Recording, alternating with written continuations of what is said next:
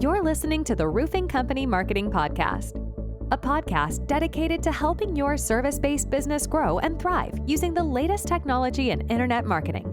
And now, here's the host of our show and the CEO of Grow Inc., Matt Law. Scaling is certainly not easy, and that's probably why you are here listening today. But I want to start off by saying, I know it's what you really want to do. You dream about it. You think about scaling your business and then one day maybe being able to sell it and not work as hard. But here's what I'm going to tell you. It's not easy to do. And if you're going to scale your business, you're going to have to do the right things day in and day out. Every month I talk to business owners, service company owners just like you. And here's what they say, Matt, I want to grow my business. And I say, well, how are you doing this year? And most prospects that I talk to that are interested in scaling their companies, most of them are down by 20% or more this year, 2025 versus the previous years. They're down year over year. So the first question, if you're thinking about scaling, is how are you doing this year versus last year? Secondly, when you see all the gurus talk about scaling, the problem is most of them can only scale mature companies. They can only take a $5 million company and get them to $10 million. And the only reason they can do that is because there's enough profits to pour a ton of capital into ads to get them to grow. But what about business owners that are bootstrapping? What about business owners that don't have a ton of cash just to blow on ads?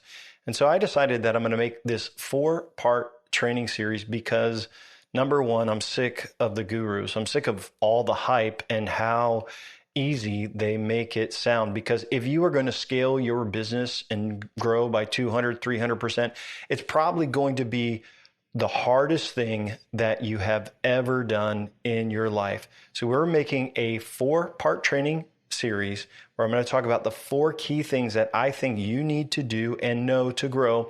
And we're going to release all of these trainings at one time. So after this episode, I hope you keep listening to the other 3. And if you're new to the podcast and you're saying, hey, why should I even listen to this guy? I'm going to lay it all out there for you. At the time of this recording, I am 49 years old. My name is Matt Law. I have been an entrepreneur since I was 21 years old. So for almost 30 years, I've been trying to partake in enterprise. I started my first real company, corporation, when I was 25 years old. It was a correspondent lending company where we would close loans, we would broker them out, and then we would sell them on the market. I bootstrapped all of my companies. We have built $1 million businesses. And guess what? I've even had offers to sell my companies, but decided not to. In 2007, when the recession hit, we lost everything. So we've been through bankruptcy, we've been through foreclosure, and we've had to start all over again. In 2007, we bootstrapped, and this time because of all of the technology and marketing that I was into for our mortgage business, started getting into SEO, Google Ads, been doing Google Ads since 2001. We bootstrapped again and built another 7-figure marketing and training company from the ground up. So as of today, I'm the CEO of a company called Grow Inc. We are a growth partnership company. We don't do typical agency work. Instead, we focus on everything that is required for growth. So that means that our team provides monthly coaching calls to CEOs. We do quarterly planning meetings to plan out all of the marketing. Besides that, if you listen to our podcast, you know we do a ton of marketing, and I share with you some of the things that we do. We also provide things like CRM and systems management, so companies have systems and infrastructure so that they can scale and get reviews and do all of the things. So I've been a marketing consultant for nearly 20 years, but more than a marketing consultant, I've been a boss for a long time. I've been an entrepreneur. I've been a small business owner like you. And I've had the privilege to work and learn from a ton of CEOs that have taught me a lot. I have helped some CEOs get a little further. Some of them have taught me as well. And so the goal of these 4-part training series is, one, is I want to share with you from my experience. I also want to share with you what I see successful CEOs and business owners doing. I want to call out their successes and their wins, and I want to tell you their stories about how they've grown their business by doing the right things. But I also want to point out some of the mistakes of things that I've seen, things that I've done, and how companies will collapse on themselves. Even though they will have more leads, they will still collapse on themselves if they violate some of these principles. So there you have it. It's an introduction to who I am, what we're going to talk about. And please note, we've had a tremendous amount of success with Grow Inc. I've had a lot of success in my life, some failures as well. I'm not saying any of this to brag. I have a lot to learn. I'm still growing. I have scars from bad decisions and mistakes, just like you probably do. And that said, we're profitable, we're growing, and we're working with CEOs all across the US. And here's what I know. It takes a lot more than marketing to scale. I know this is a marketing podcast, but it takes more than marketing to win. So if you're a bootstrapper, this is for you. If you want to see behind the scenes of multiple companies that I work with, this is for you. If you're tired of the gurus telling you it's easy, this is for you. If you don't have $500,000 to drop into ads for scaling, this training is for you. So with that said, we're going to break everything down into a 4-part series. This episode is all about the right team. In our next episode, we're going to talk about you and what you need to do to help your team win. In our third episode, we're going to talk about probably one of the most important things to scaling is systems. And in our last episode in this series, we're going to dive into marketing, which is one of my passions. So let's jump in. Episode number 1 in this 4-part series. Let's talk about the right team. And here's what you need to know. You can't scale alone, right? As a single business owner, your company is not going to grow beyond your ability to lead and bring in the right team. So the right team is the engine for growth in your service business. The first company we scaled nearly collapsed on itself. And I'm going to tell you the story. We took an aluminum contractor and he had never, ever generated an online lead. I mean, ever. And we built him a new website. And then he said, Matt, I want to invest in this. I want to grow it. And so we did SEO. We built on-site SEO, off-site SEO, built links. We did local SEO, helped him rank really high in the map section. We did Google ads, Performance Max ads that generate a ton of calls, search ads, remarketing ads. We did content marketing. We created a ton of content on his website, went from a 4-page website to over 100 pages, did social media. We did meta ads. Helped him get reviews. He went from, I think, 18 or 19 reviews to over 200 as of today. We did everything right. And he said, Matt, I want to grow. We set everything up and his lead volume almost doubled overnight. It was very, very powerful. Well, the person answering the phone did not know how to use technology. And they went from being all on paper to now having a CRM. And when I tell you she could not use technology, she couldn't type, she couldn't use the CRM. We made tutorial videos, she would not follow them. We gave her training in person, she couldn't follow directions. I think a lot of it was because she was always out on a smoke break and only worked a couple hours a day. But here's what I told the business owner. I said, we should turn down the marketing spend. Because you got so many leads that are falling through the cracks. I went into the CRM. I see all of these leads that haven't been called back. I see all of the people that had appointments that had not received their estimates. And I said, it's not worth investing if she's not going to call leads back because it's just going to hurt your company. You're actually going to get bad reviews if you go out and then you never quote them. And so I said, hey, we should just turn it down. Now, over the years, I've had a great relationship with this business owner. We have grown into become friends as well. And he's grown by about 500%. So from about 800,000 to about over 4 million, somewhere in that range. But I remember what he said to me and I was shocked. He says, I'm going to let her go and we're going to find someone new. And I was like, you guys are friends, you're neighbors. This is a small town. Are you really going to let her go? He says, no, I've talked to her. She just can't get it. And I'm not going to spend all what I'm spending with you on the marketing and have it not work. And so to my surprise, he fired her, and he hired his daughter, and his daughter was sharp as a whip. She followed the directions. She watched the tutorials. She knew how to email. She knew how to use the CRM. She learned. She called the leads back, and she brought everything in order. And guess what? Leads started to close. And what I want to tell you is, had he not done that, had he not got the right person and fired the wrong person, the company never would have scaled. And so today I'm going to break down 3 key roles that you need on your team. In our next episode, I'm going to talk about the 4th key person, which is you. So let's jump in. Team member number 1 is the person answering your phone. They're the one calling leads back. They are the first person that when they call your number, they're going to reach. Now, it might be you right now, but one day as you scale, you are going to find somebody that answers your phones. So I want to give you a couple key traits. This person should be very friendly. They should almost answer the phone with a smile. The caller should feel like, hey, they're happy that you called. They should be responsive. So if leads come in online, they are organized enough to call that person back and be kind and say, hey, you requested a quote. I want to talk to you about this. They should be empowered to schedule and qualify. So I know some companies I work with, what they do is the person answers the phone and then they forward it to a salesperson, and then the salesperson's supposed to call them back to get them on schedule. No, let your office person schedule. Build a system so they can see the salesperson's calendars and schedule right away. The people call in, they should feel welcome, they should feel informed, and they should get scheduled right away. They need to be strong technically so they can schedule people on these calendars. They should be able to email. They should be able to answer questions. And so some best practices that I want to just give you as a business owner, here's how you can make sure you have the right person, is give them scripts, and they don't have to read them, of course, but like bullet points of what they need to know about the company.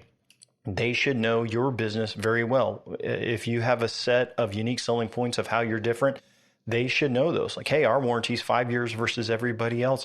They should be able to send out lead forms. So if someone calls in and they're not quite ready to schedule, they should be able to send out your free offer. If they don't have the answer, they should feel comfortable saying, hey, let me call you back in just a minute, and be able to get that answer and then call someone back. They should be motivated by something to schedule people and to help callers. And so a lot of companies I work with, they do bonus compensation, not much, but every appointment they schedule, they get a few bucks to motivate them to schedule people. And they should like you, the business owner. They should care about the company. They should like their job, because if they are miserable, it will show when they answer the phone. And I will tell you, like, we listen to calls sometimes through this tool called CallRail, which allows us to measure the phone calls. It allows us to measure the marketing sources. And when I listen to a call, and if it's a business owner with terrible people skills and he answers the phone, he's grumpy, you can just see how the air gets sucked out of the room. Really, it's a phone call, but you know what I mean? It's just like the momentum dies. But then when someone answers the phone kindly and with passion and kindness and humility, all of a sudden the person on the end is glad they call, and you can listen to the calls, and it just makes all the difference in the world. So as a business owner, here's what I would encourage you: set expectations and have some accountability. So we use a tool called CallRail for call tracking, and we use it to measure marketing, but it allows you to also listen to some marketing calls. And if they know you're listening to some marketing calls from time to time, that gives some accountability, also provides some training. Also, you should measure their success. How many calls did the company get that month to how many appointments? And then basically set a base and like, hey, that's great. And so I'll give you an example of why this matters. Last year, we had a client, and once in a while, he would answer the phone. He's the business owner, but most of the time he did not answer the phone. There was another lady who was super kind, super professional, super warm. Every time she answered the phone, she'd book, a consultation for their business. And so once in a while, if that person was unavailable, he would pick up the phone.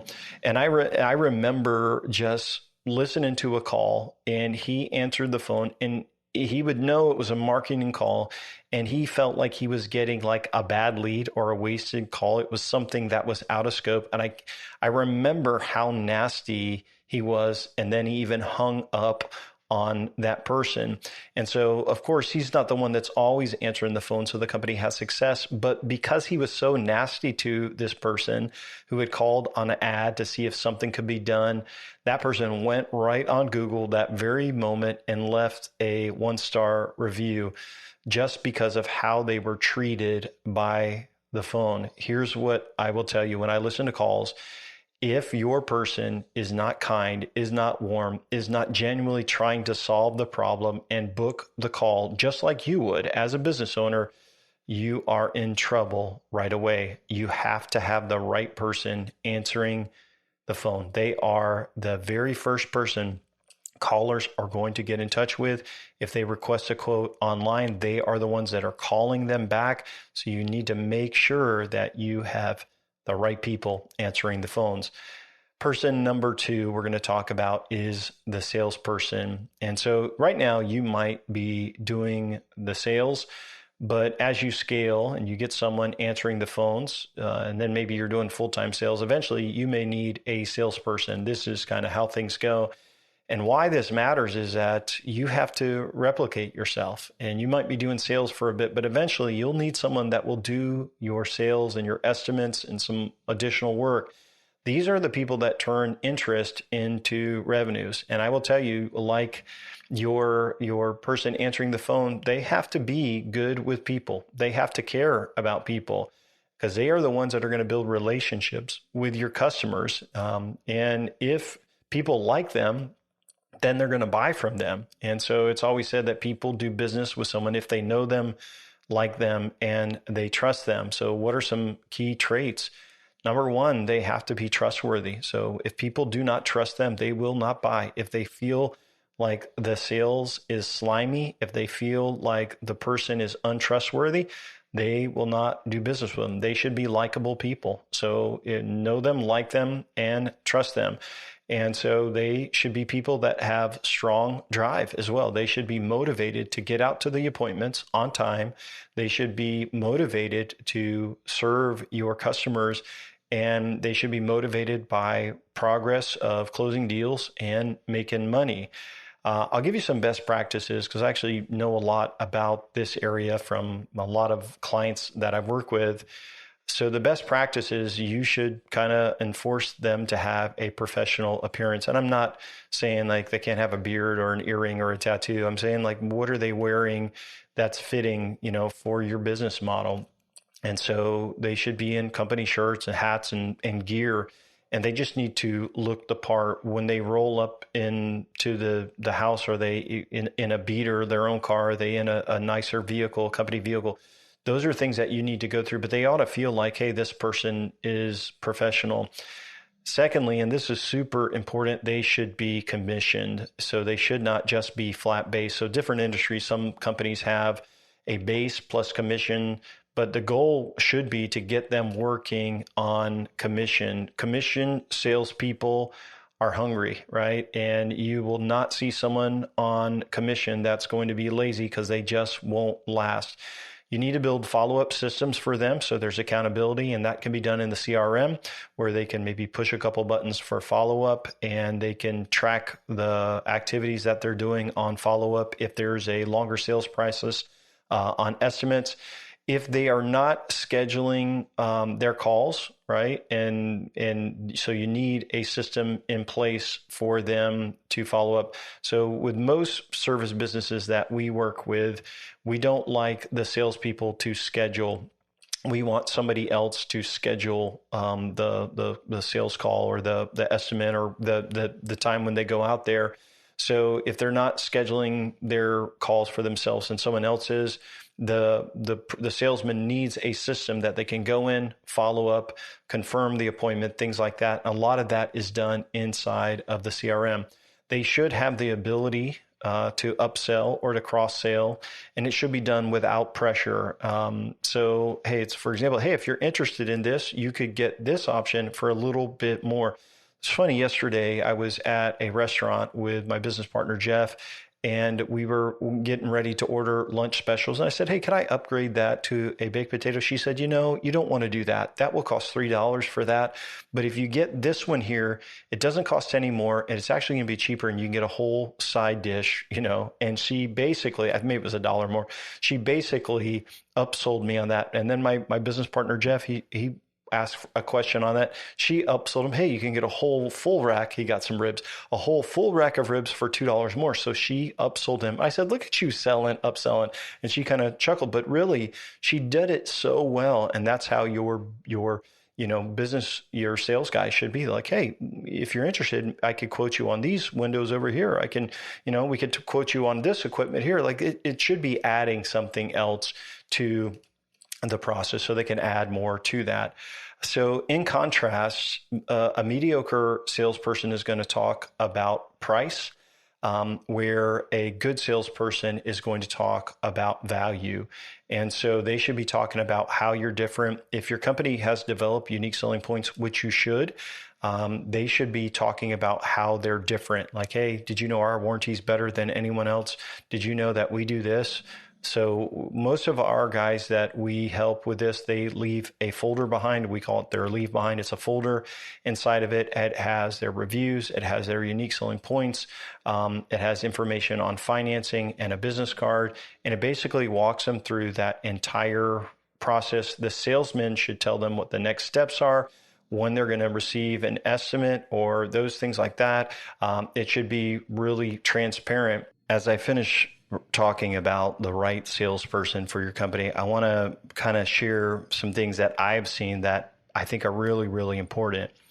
A lot of times when business owners are getting someone, they don't think they can get someone on commission only. And so they will set a high base, or a sales guy who's good at sales will come and sell the business owner on them by saying, hey, the only way I can take this and close all these is if you give me a $70,000, $80,000 base plus a high commission. And what I'll tell you is when you pay your sales guys just a base, and when it's too high, they are not motivated to hustle and sell. And so it's best if you can, in your industry, get them on commission, straight commission, with a promise ahead of time of a guaranteed amount they would make over the first couple months. And then if it just doesn't work good, you can let them go. But you need them to be motivated by commission and by selling. That's going to put them on their best behavior. That's going to make them good at follow-up and reminding estimates and trying to close deals. And the other thing I'll mention is I have seen guys that are on straight commission and they actually have too much business. So here's what I'll tell you. If they are not following up, then you have too many leads in the system. So if your business has a sales guy that is not following up, and I mean using your system to follow up, and a day every week where they're following up and they are just so busy with new leads, you have too many leads and you actually need to get another salesperson. And so having the balance with the right salesperson isn't easy. And so what you want them to do, you want them to make a lot of money, you want them to do very well, but they have to be very motivated by following up with leads, closing as much as they can. And if they are too busy, then it's getting close to a time for another salesman. If they are not following up, then that's not a good thing as well. And you want to make sure that they are commissioned. And I could give you a ton of examples. So many companies that I've worked with, they've hired for sales and they paid them too much, and then they've had to fire them. And every time you have to fire and find someone new, it's never good. But if you will make a good decision on hiring your sales guy and you kind of make sure they're the right person, then it's going to go so much better.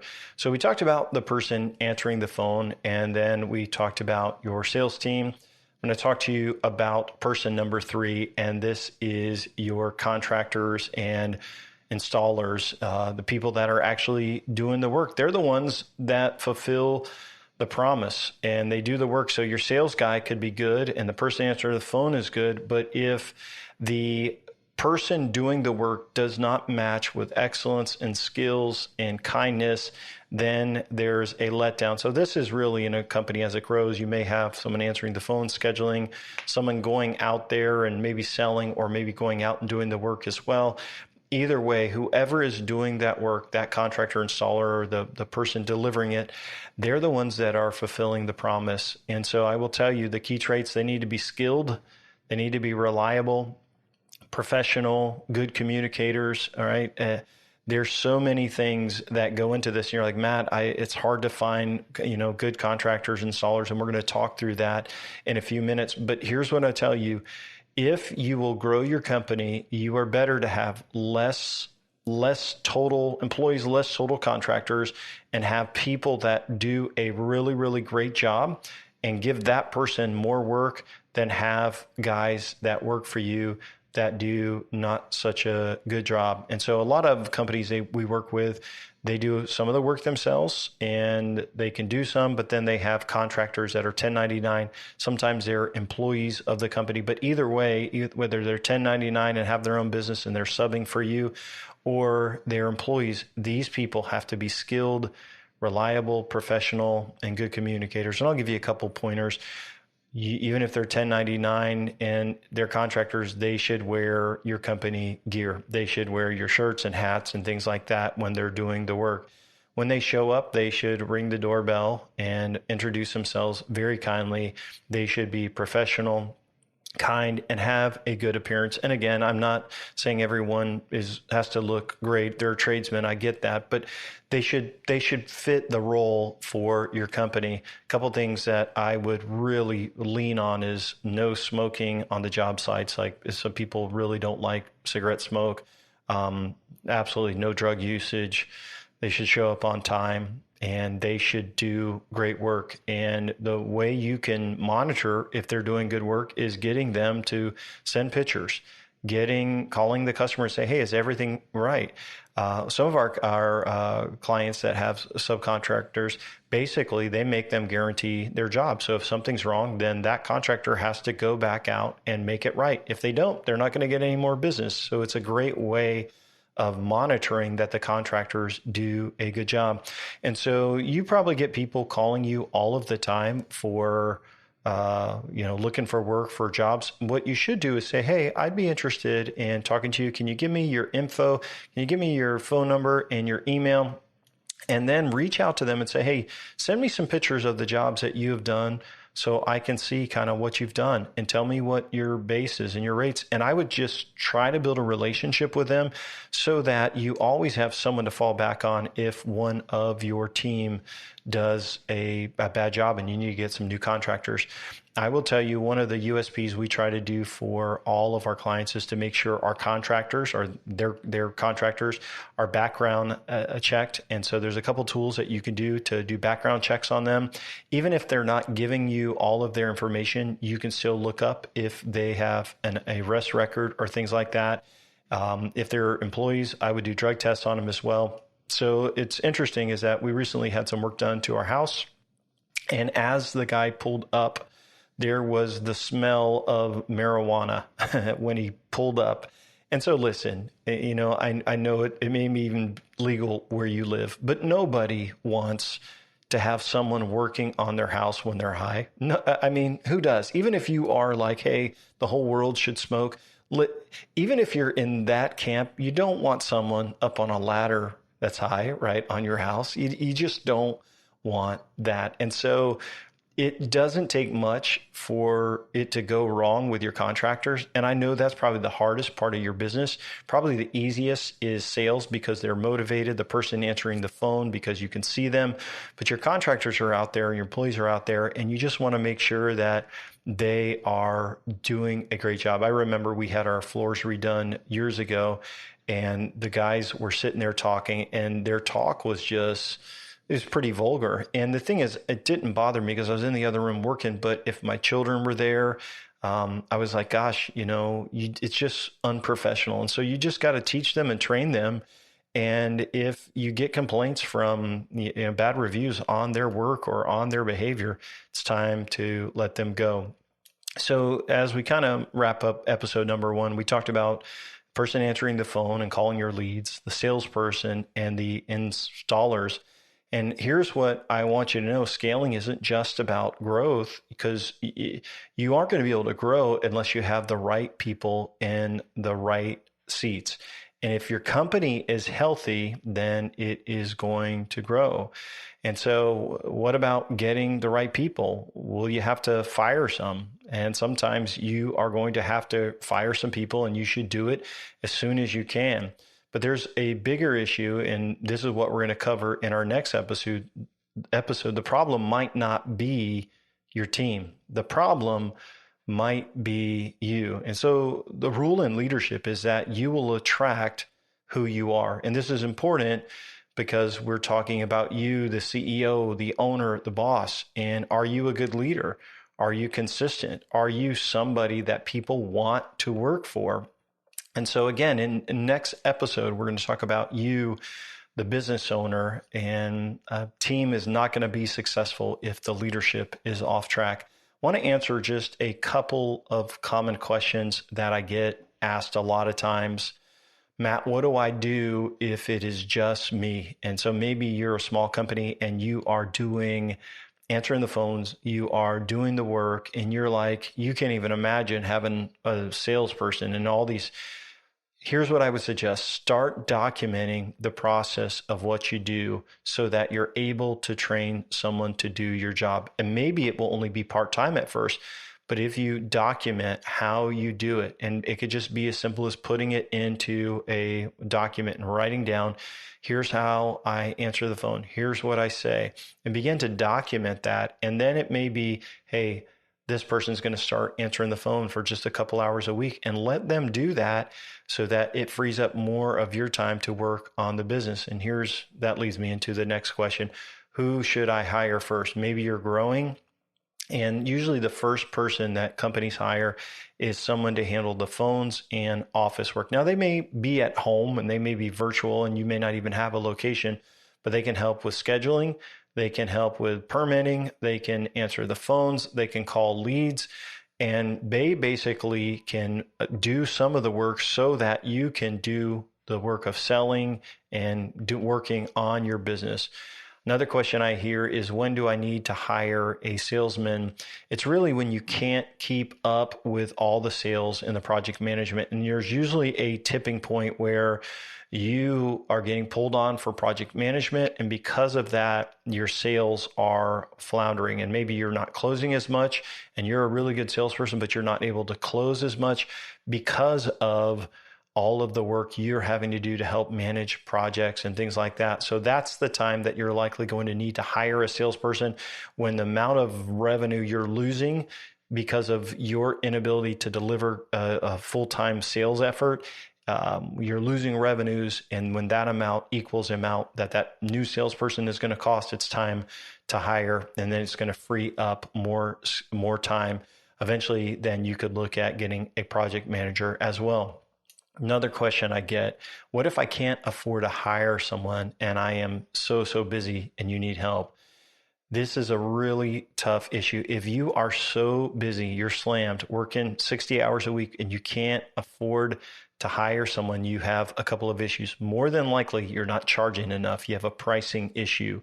And so if you are working like 60, 70 hours a week, but you say, I can't afford to hire someone, one thing is you're maybe not charging enough, or if you are charging enough, you're probably taking too much money out of the company. You're paying yourself too much. Maybe you're in a lot of debt, and so your numbers are out of whack. So your monthly pay is so high that you can't afford to reinvest it into that. So if you're not slammed and you're like, Matt, I got plenty of time, but I need more business.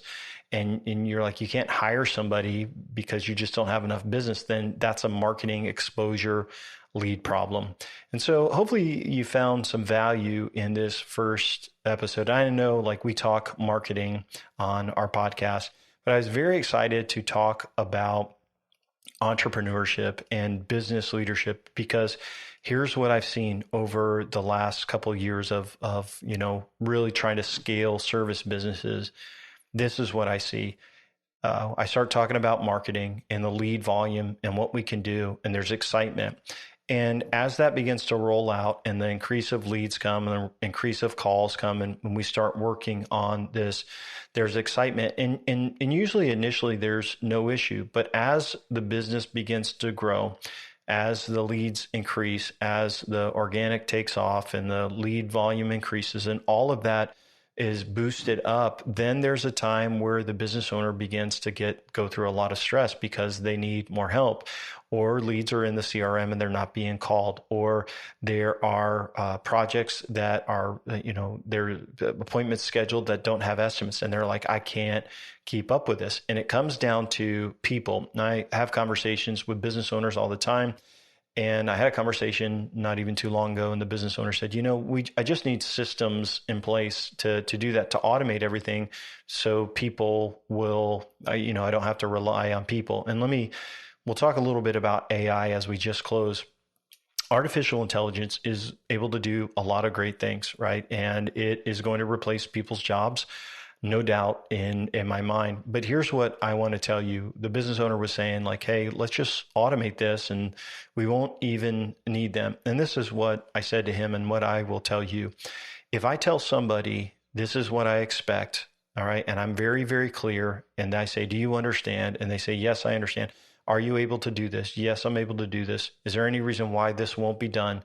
Nope, it's going to be done. And then they still do not do those things that they know are expected.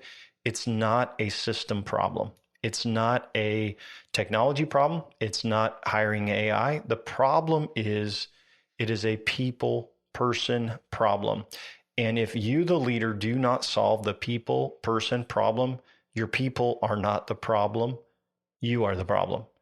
If you have set clear expectations for your people, you pay them fairly, you treat them well, and they do not do what they said they were going to do. Number one, why aren't you doing it? Is there something I can do to help you? No, I can do it. If they still do not do it, they are the problem. And if you don't do anything about that problem, they're no longer the problem. You are the problem because you did not address those issues. In our next episode, we're going to talk about leadership, CEO behavior. I'm going to share with you some stories from what I've seen in my life, what I've seen in the CEOs that I work with. And I just want to remind you as we close out this training, don't forget you can request our free marketing book and marketing checklist. I actually just added a bunch of cool training videos. You can go and get those at grow.inc. That's GRO.INC. And I want to remind you, if you subscribe to the podcast, you'll be notified when we upload more resources and episodes. But also love it if you like this episode or perhaps gave us a kind review. It would really help us out. Thank you so much for listening. I hope you have a great day. Thanks for listening to the podcast today. We hope you found today's episode helpful and informative. For more information about Grow Inc. and to request our free marketing blueprint ebook and other resources, please visit www.grow.inc. That's GRO.inc. We'll catch you in the next episode.